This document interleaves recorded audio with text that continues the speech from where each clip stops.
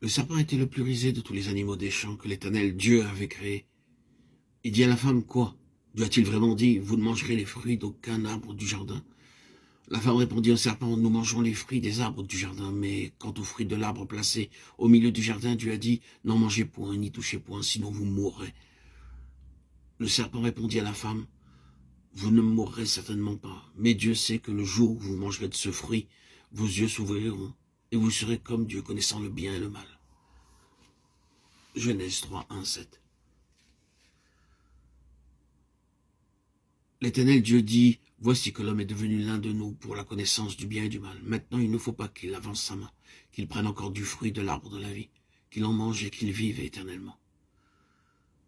L'Éternel Dieu fit donc sortir Adam du jardin d'Éden pour qu'il cultivât la terre, d'où il avait été tiré. Après en avoir chassé l'homme, il plaça à l'orient du jardin d'Éden les chérubins armés d'un glaive à lame flamboyante, pour garder le chemin de l'arbre de la vie. Genèse 3, 22, 24.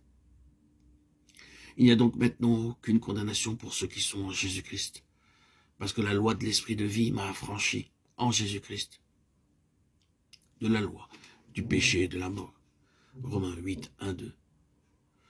Plus nous vivons et plus nous pensons aux choses, plus aussi nous sommes assurés que la question suprême, celle qui gouverne tout entre Dieu et l'homme, c'est la vie. Notre portion des Écritures nous dit ici que la vie est une loi. Elle nous dit de plus que cette vie est entre les mains du Saint-Esprit. La loi de l'esprit de vie. Une loi est un principe fixé et établi. Elle a des potentialités. Cela signifie que si l'on est ajusté à cette loi et gouverné par elle, certains résultats seront inévitables. Les potentialités qu'elle renferme trouveront très certainement leur expression dès que cette loi sera établie. Ce que nous trouvons donc ici, c'est que la marque des choses qui sont de Dieu, le Saint-Esprit, c'est la vie. Si une chose est de Dieu, le Saint-Esprit, elle vivra. Sa caractéristique essentielle sera la vie. C'est une loi, un principe établi. Une chose qui est selon Dieu vivra. Parce que la vie même de Dieu est en elle. Et cela, en tant que principe, est une règle de direction. C'est un principe pour la direction du peuple de Dieu. Mais encore une autre chose que nous devons relever dès le début, c'est que dans cette question de la vie, qui est un principe établi, la vie est en Jésus-Christ, la loi de l'esprit de vie en Jésus-Christ.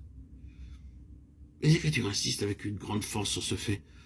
Tout ce qui est de Dieu est en Jésus-Christ. Et puisque la marque de tout ce qui est de Dieu, c'est la vie est donc en Jésus-Christ et en lui seul.